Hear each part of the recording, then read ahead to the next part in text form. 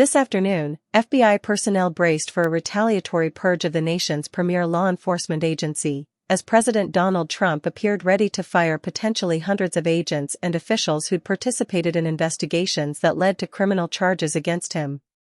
A team that investigated Trump's mishandling of classified documents was expected to be fired, for people familiar with the matter said.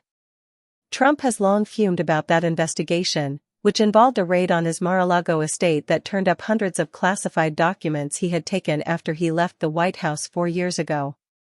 David Sundberg, the head of the FBI's Washington field office, is also being fired, these people added.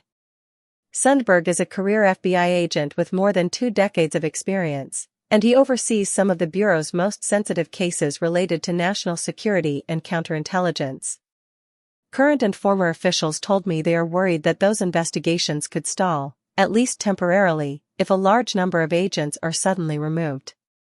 A spokesperson at the Washington field office declined to comment. Trump's retribution is not limited to those who investigated him personally.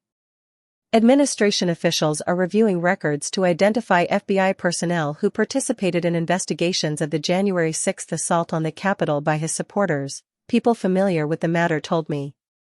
That could potentially involve hundreds if not thousands of agents, including those who interviewed and investigated rioters who were later prosecuted. Shortly after taking office, Trump pardoned about 1,500 of the rioters and commuted others' sentences. There is no precedent for the mass termination of FBI personnel in this fashion. Current and former officials I spoke with had expected Trump to exact retribution for what he sees as unjust and even illegal efforts by the FBI and the Justice Department to investigate his conduct.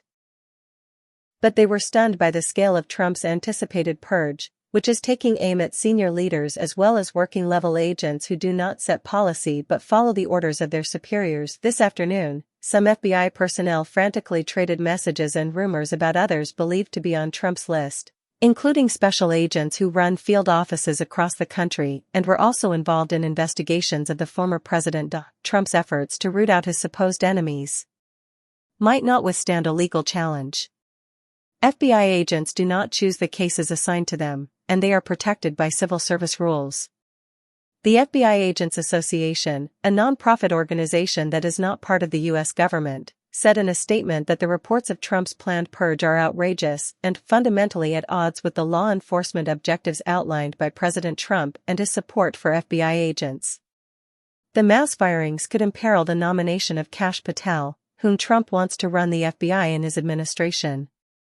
Just yesterday, Patel had assured senators during his confirmation hearing that the very kinds of politically motivated firings that appear to be in motion would not happen.